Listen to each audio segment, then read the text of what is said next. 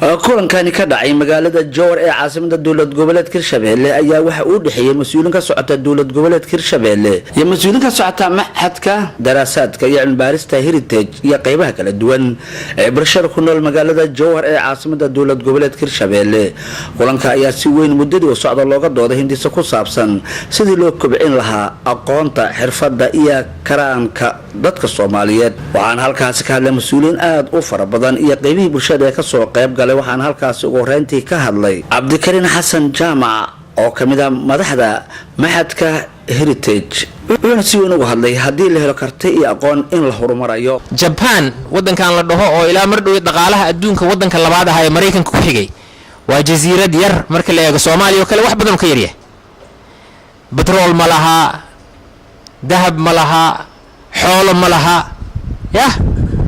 kalluunka tuunaha ma aragti annaka xeebteena aad uga buuxa gaal iyo muslim loo soo doonto ayaa ma dhigay arkaysa kuwa 3 milyan oo dollar la kala siisanay hal xabo tuuna ah oo weyn, laakiin dadkooda wuxuu leeyahay aqoon iyo xirfad. waxayna halkaas ka hadashay wasiir dawlaha wasaaradda haweenka iyo xuquuqul insaanka dawlad goboleedka Hirshabelle Marwo Saciid Maxamed Nuur Saciid Buris waxayna si aad ah u dheeraatay haweenka xirfadda gaarka oo ah in lagu dhiirigeliyo. haweenka hadaan ka hadlo xirfadooda waxay la burburtay dawladii markay dhacday. haweenka Soomaaliyeed waxay qabi jireen degmo kasta, gobol kasta, xaafad kasta dugsi tababar ah oo domesticada gacanta lagu tababaro. waxyaabihii ay soo saari jireen waxaa ka imaan jiray ganacsi xoog leh. waxaa jiray dambiile iyo waxyaabo badan ay sameeyeen gambarada loo qaado ilaa iyo gobolada dhexe ilaa iyo Boosaaso. ganacsiga ay soo saaraan haweenka Soomaaliyeed waxaa ka saaray qadka oo hoos u dhigay ganacsi kale oo ah maanta ku soo adeega iska tuur isla maalintaas bac wax la yiraahdo.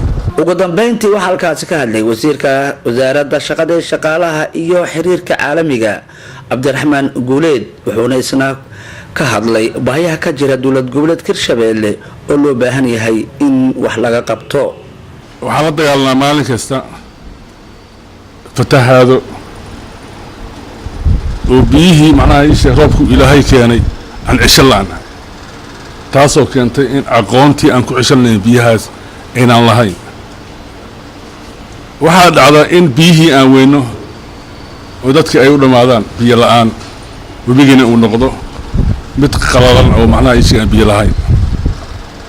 sanadkii marka waxaan u dhacnaa 2 masiibo, mid waa fatahaad, midna waa biyo la'aan oo abaar ah. Abubakar Maxamed Bacadle, warbaahinta qaranka, caasimada dawlad goboleedka Hirshabelle, magaalada Jowhar.